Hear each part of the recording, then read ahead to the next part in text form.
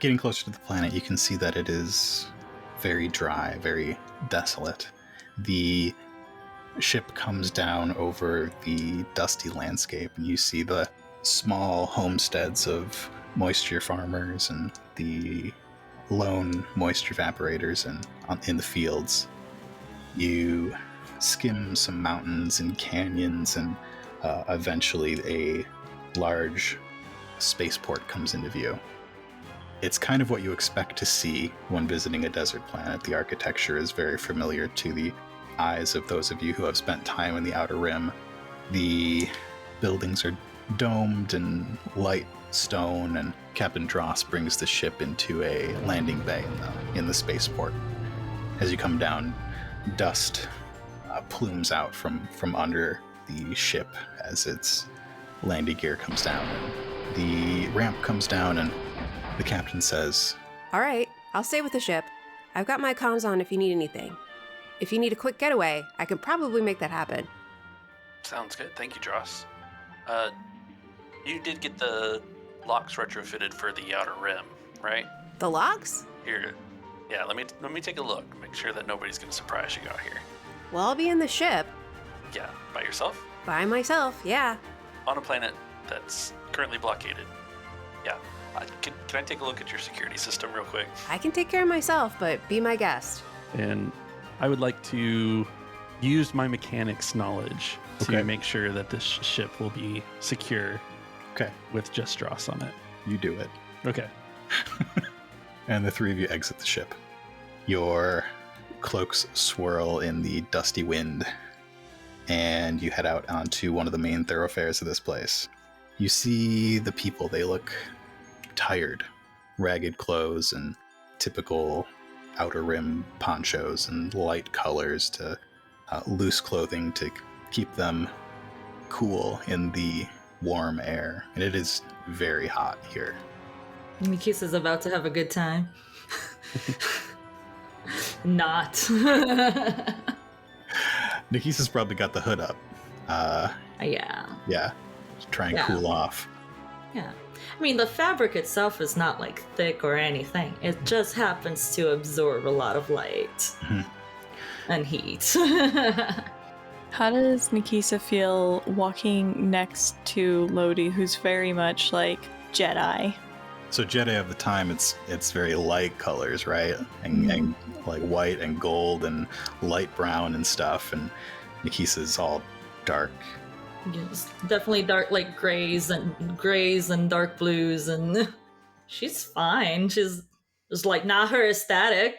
I respect your choice to choose pastels and earth colors. It's not pastels. It's browns with creams and golds. It's like a brown over tunic with like earthy, a creamy under tunic and like gold accenting. Yeah, no, it's earthy tones. Doesn't go with my complexion. I'll take Streetwise, Knowledge Outer Rim, anything else you want to argue as you navigate this dusty cityscape. I would like to ask for perception on my side. Go for it. All right. Let's get a hard perception check. Yeah, I'll do a Streetwise. Okay. I can also do a Streetwise. Because I really do kind of want to gauge the reaction to at least me and Beckeros. Okay. Let's do average Streetwise checks. Okay. So 2 purples. 2 purples. So I've got just a yellow and a green in my perception.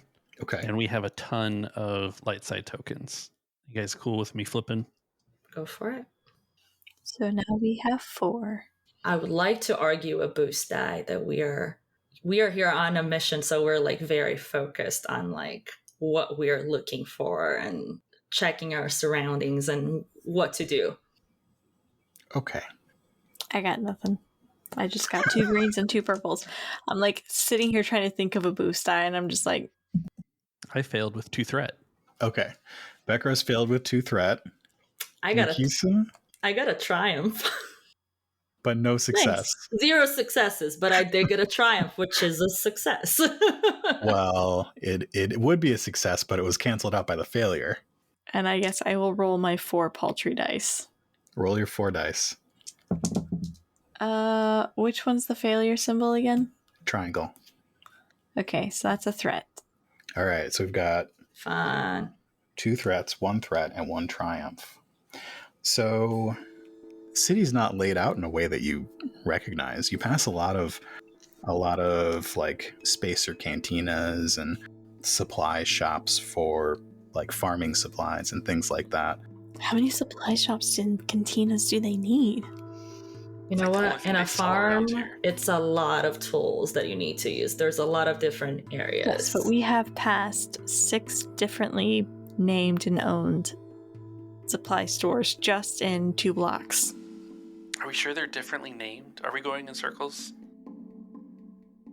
I don't think we're going in circles. Yet. We couldn't be. What do you want to do with that triumph? It's your triumph. You're having trouble finding places. Mm-hmm. A lot of the places that you're passing are closed, particularly the supply stores that focus on food and off-world items. You see speeder rentals, speeder sales, all with lots full and nobody working them. Droid parts, but most of the people are on the sides of the road in the shady areas, and you see lots of eyes looking out windows and people in alleys watching you all as you go by. Okay, so for my triumph, what I'm thinking maybe is there is someone that is very intently looking at us. Not just like, oh, who are those? It's like, oh, someone that has a look on their face that is like, these are the people that we might need to go to. Sure, that works. You spot somebody as you pass the third closed and empty looking supply store that looks like they are trying to maybe make significant eye contact, trying to get you to come talk to them without them coming to talk to you. Okay, so Nikisa kind of like, guys, that supply store, there's like a little more intent looking towards us, and we do stand out, so I have reasons to believe that someone might be curious about our presence and interested in talking, unlike most of the other people around here. Mark, are you banking those threat or are you spending them? I am banking those threat. Oh god. Okay. Yeah. Of course he is. Because I feel like Bekros, with not seeing it and having 2 threats, it reacts to this information with like, What? There's a person over there? a little too loudly. Oh no. Lodi steps on his foot. Oh,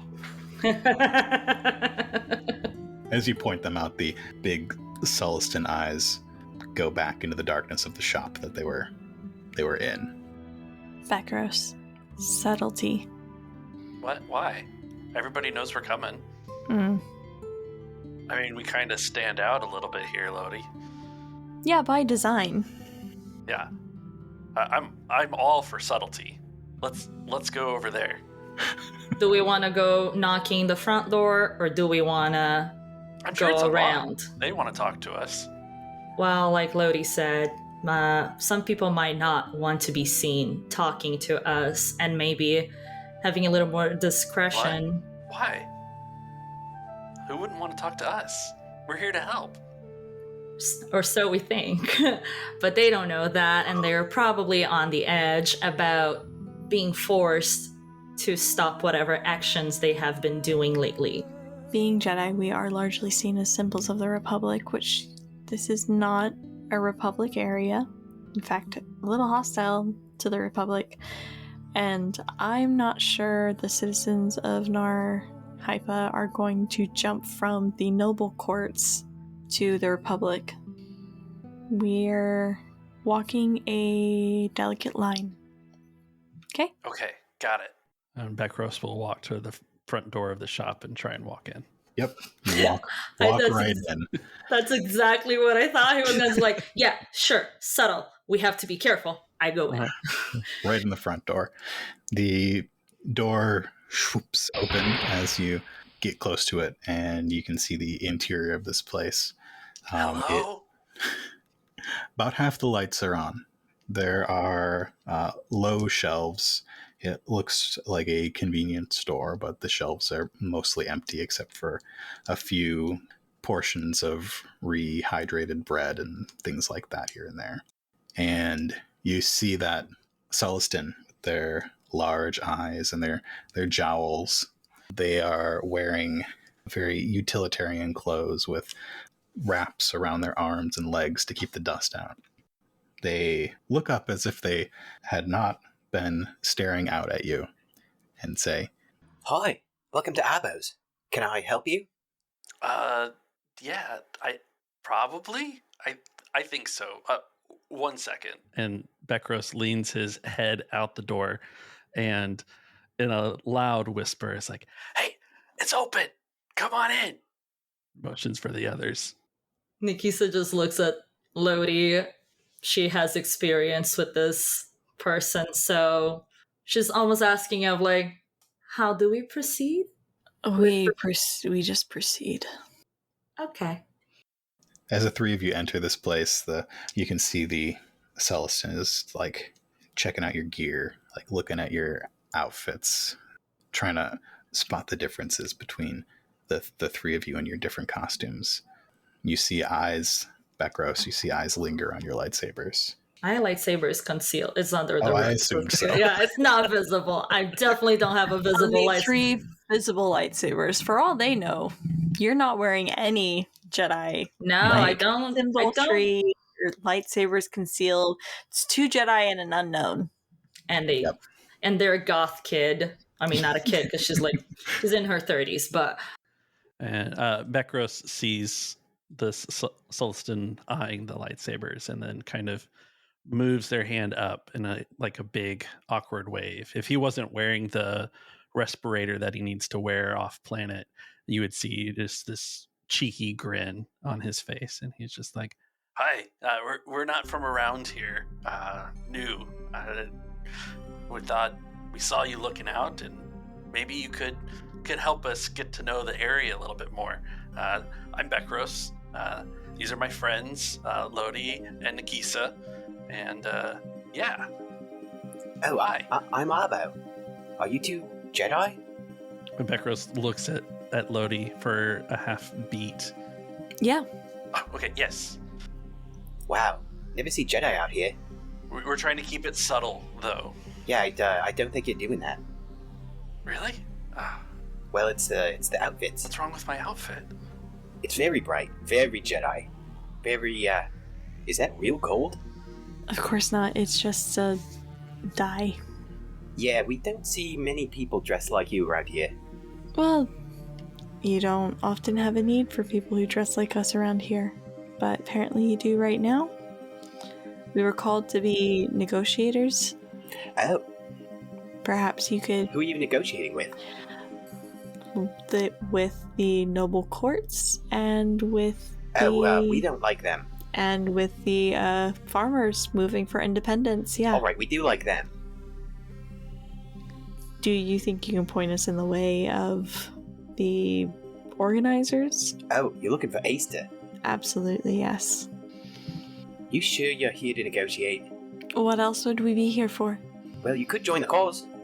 Oh, I shouldn't have said that. I could probably get in touch with Aster. If Bekros had ears, they would have perked up.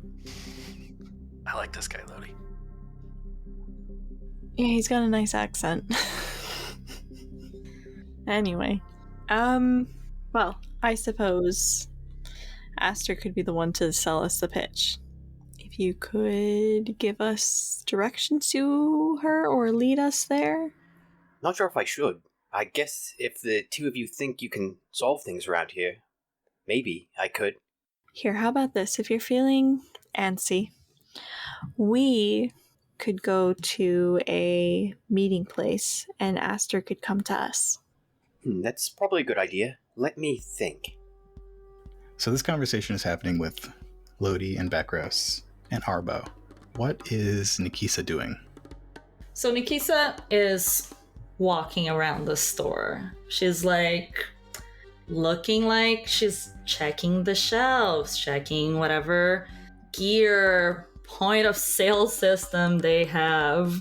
She's like fairly interested in the area where it would be like the cashier, and I don't know if there is a door to a back area, the stock. So like she seems very interested in like how things seems to be organized, how much of a real store. Oh, it looks like a real store. There is definitely a back room that is dark. You see the bluish glow of a monitor back there. Yeah, definitely gonna follow the blue light, like not fully enter, but like by the edge of the door, sneak a peek inside. Sneak a peek inside or sneak inside? A peek first, and then if something is interesting. It is an office. It is dark. You don't really see anything on the computer because I think it's facing away from you. Most of the tech in here is older. Nothing is really state of the art or anything like that. It's all at least a decade or two old, maybe older. I think in the back room you see a filing system, a desk, a safe, normal stuff you would see in the back room of a very small store. Okay. Nothing standing out? Nothing very suspicious. For the computer, though, but there's a computer and it's on. Do I hear anything from it? What are your force powers again? It is influence, conjure, suppress, and misdirect. I do have a lot of the sentinel shadow talents. Like Codebreaker and Sleight of Mind for stealth checks. Give me a perception check. You are like focused on this thing, so I'm not going to make it particularly hard. I think it's going to be an average check with 2 purples. Perception, 2 purples. And can I get a boost die because the store clerk is distracted in conversation and there's shiny stuff dangling in front of him? Yes, you can. Lodi and Becros make very nice distractions. So I did get 3 successes on my perception check. As you edge closer to this back room, you begin to hear very, very quiet voices. And you see next to the computer terminal, there's a little headset with a little microphone and earphones. Big earphones, because this is a Sullustan. He's got huge ears. And you hear voices coming from it speaking in Huttese. Barely discernible. They're very quiet. Okay. I grab the headset. I need a stealth check. Okay. This one's going to be a little harder. It's going to be a red-purple. Okay, so I'd like to give a boost by distracting Arbo. Arbo's in the middle of trying to think of what a good nearby cantina to send the 2 of you to. How do you distract him? By asking him a bunch of questions. What sort of questions? Oh, like, how long has the blockade been going on for? It's been going on for a couple weeks now. What do you normally sell here? I sell all sorts of stuff. Mostly dry goods, though. Where do you get your goods from? Have you been able to get them since the blockade started? Great questions. Yeah. Just linking, like, daisy chaining questions together just to keep him occupied. All right, you are adding a boost with that. And I'm adding a boost because I have Sleight of Mind. Perfect. I got 1 success. 1 success. Neither of those boosts helped. It's just your natural skills that worked out. Right, exactly. Yeah. You slip in through the open door into this darkened room and pick up that headset. You're on the other side of the computer now, and you see other sorts of shipments. I think you spot a manifest on the computer, a recent manifest. Everything about it looks above board, a little too above board, especially considering the blockade. Mm-hmm. Okay. You hear what sounds like code. It does not sound like people are actually speaking sentences, but people are speaking a series of phrases that don't necessarily go together. I think you can tell that there is more going on behind the scenes, and that this person, Arbo, is part of whatever is going on behind the scenes of this planet and Aster and all that. Okay. From obviously like there are codes and there's like language that they developed so only them can understand like the messages they're coming across. Am I picking any patterns that seems to either be naming a location or a person or You can understand that this is a drop point. It's a location where something's going to be shipped or sent or left on the planet. And I think with those three advantages, you know where that is. It's outside of town. okay. Okay, and Hisa makes sure to log all of that information on her data pad. And I'm going to flip a dark side point. Out in the main part of this building, the dim lights, Bekros and Lodi are speaking with Arbo, and he says, Yeah, I think the best place for the two of you to meet with Asta is going to be Dreg's. Dreg's Cantina. It's a nice place. I think you'll like it there. We should go to Dregs, you say? Yeah, Dreg's. Couldn't we just meet here? Oh no, Why? this place isn't big enough. Big enough? It's tight. There's shelves and things. Chris looks around, confused. There's shelves right here. Don't have a place to sit. Now I'm just going to head to the back. What would you suggest we change before we go to this Dregs? Oh, that might not be a bad idea. You two are obviously Jedi. You're very obviously Jedi. Yeah, that's because we're Jedi. You have any tunics and pants here that we could maybe change into? Oh, absolutely. For a price, of course. We would absolutely be purchasing them. Absolutely, yeah. I can show you. Actually, I don't have much, but I might have some that might fit you, maybe.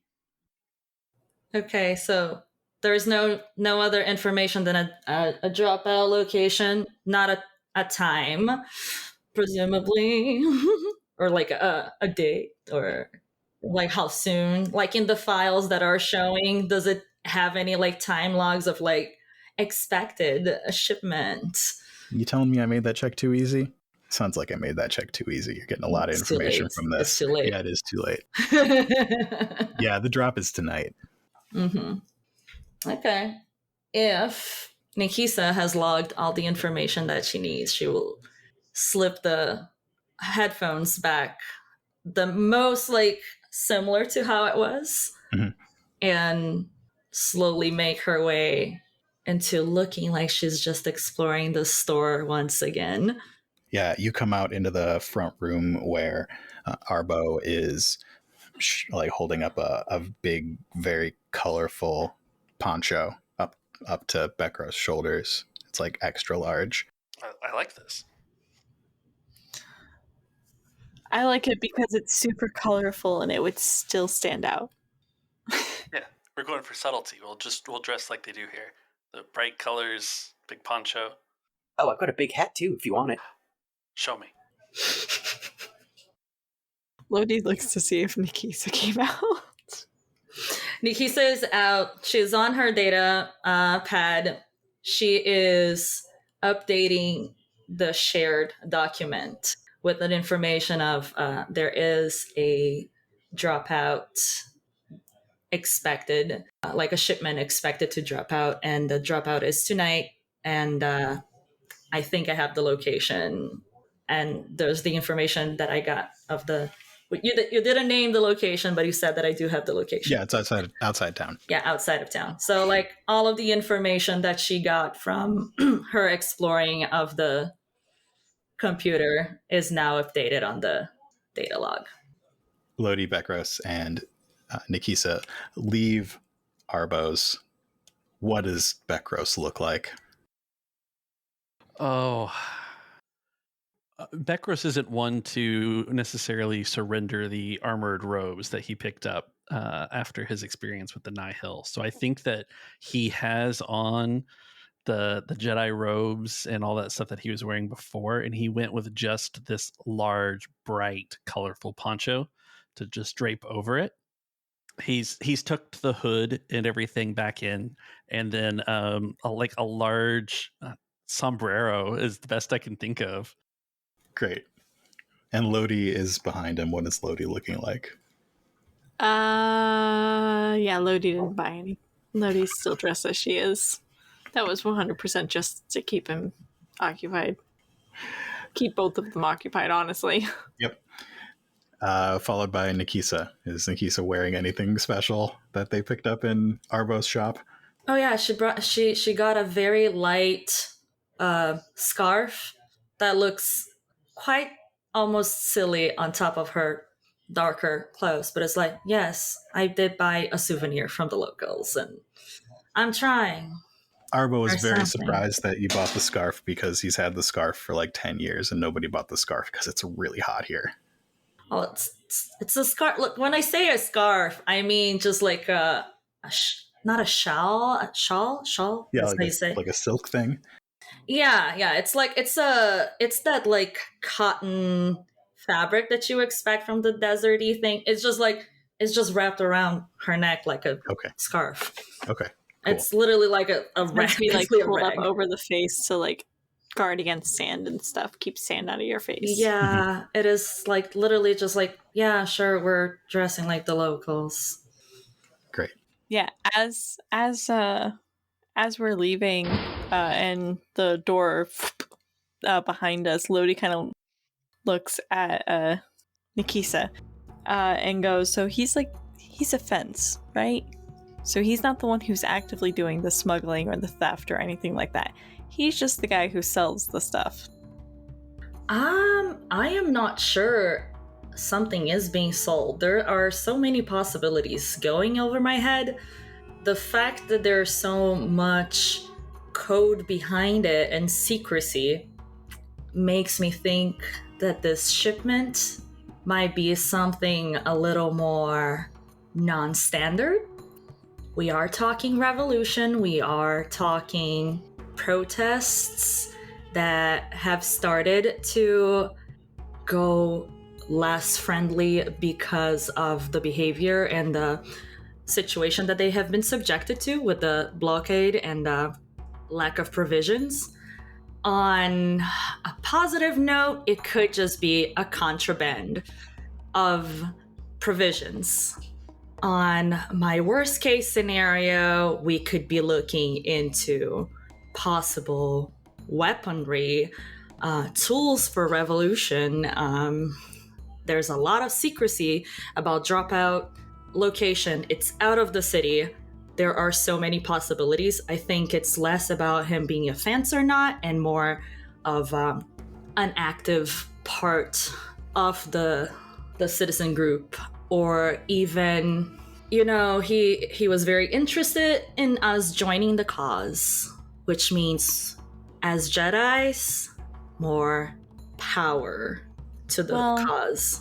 It wasn't so much he mentioned it, and then he was like, "Oh, I probably shouldn't have said that," which means either he's more cunning than he was acting and he was trying to pique our interest, or he's exactly as cunning as he has seemed.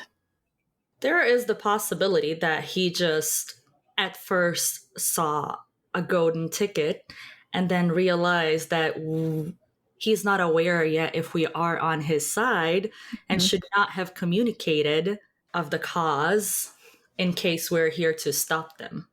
I want another vibe check. What do you think you would roll for your vibe check? Vigilance, I guess. I am assessing the people around us again. And this time I'm going to roll. As you're walking. Yeah. Did you pick up the talent you can like see into the future on? The 4C? Yeah. I mean, I guess I could do that. I would like to roll vigilance. It's going to be an average check with one setback because you are still wearing all the same stuff that you were wearing when you went in there. Yep. And people may be being cautious around you. You've got 5 light side points. I do. So I guess I will swap out one of my green for a yellow. Excellent. Because Odie's not very vigilant, apparently. Oh man, if I was doing a perception check, I'd get a boost. Yeah, so this is, you're taking in your surroundings while you're walking and talking, rather than actively looking to see who might have eyes on you and stuff like that. It's a vibe check. Yeah. Boost die because Lodi's just so nice and friendly looking. Like, how could you be too on edge around her? She's like walking confidently and calmly, which is an easygoing expression on her face. There's a bright rainbow-colored poncho walking in front of her. 2 of you are openly bright carrying weapons. Who? Who else is, like, please? There's got to be blasters on hip and holsters around us. Bekros's lightsabers are covered now. And this is a piece of giant poncho. It's not bad. I mean, ponchos are open at the sides. Kind Where of, are yeah. Bekros' lightsabers? So they're on One his on the hips. front, one on the back? No, they're on his hips, but he's got the Jedi robes, and so they're just slightly there. It's not like he's openly carrying them, Fine, but he's not hiding fine, them. And now fine. there's a poncho over the front of those robes. Fine. Setback because you're outsiders. But we're dressed as insiders. But you're still obviously outsiders. Bekros gonna be It so shows the disappointed. rainbow Fine. poncho. That's surely what's the law? Yeah, everyone else here is dressed drably. Yeah, very neutral. Oh, 3 successes and an advantage. Okay. So as the 3 of you make your way to the location that Arbo told you about, Drab's Cantina, you pass by a number of people. Most of them don't pay much attention to you. Some of them deliberately don't pay attention to you. Generally, the vibe that you're getting is curiosity more than anything else. No real hostility from the people until you get a little closer to Drag's Cantina. You see a mix of people. You see humans, Solistans. You see...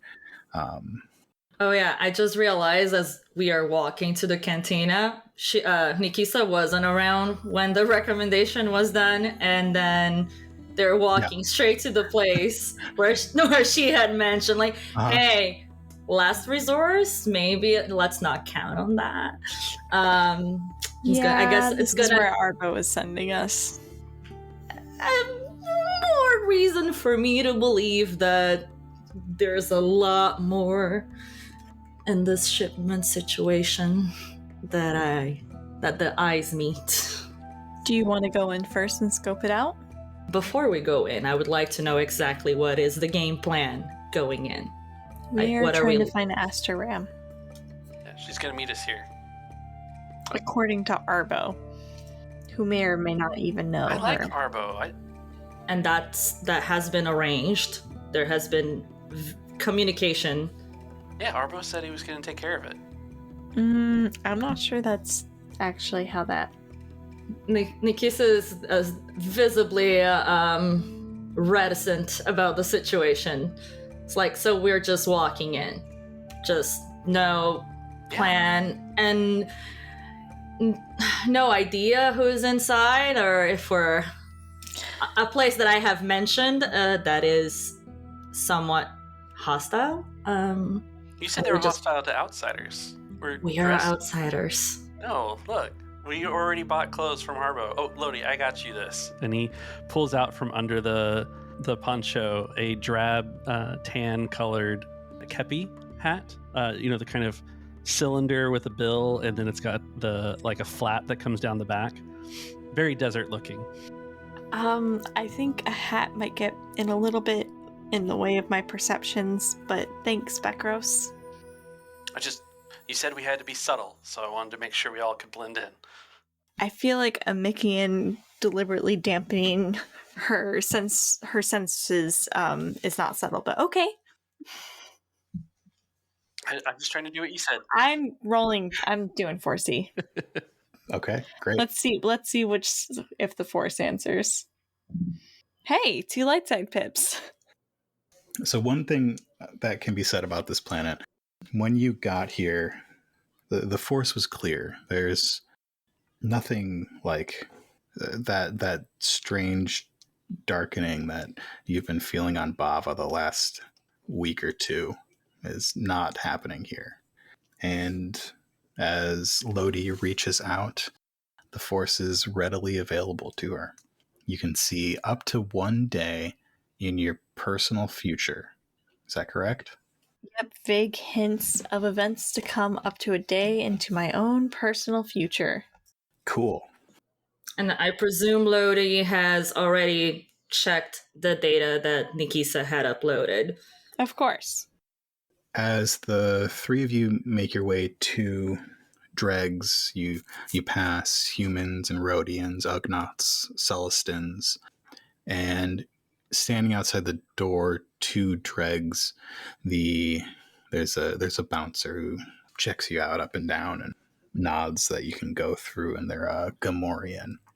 And Bekros and Nikisa walk in, and as Lodi passes over the threshold into Dregs from the light outside to the dark inside, she gets images, sort of vibrating images, possible futures. And she sees a large outcropping of rocks with the bright lights of some craft coming down from the sky. She gets metal braziers with flames in them, golden people, a deep, deep laugh, and then the smiling face with pointed, sharpened teeth of a green Twi'lek smiling. And you walk into Dregs.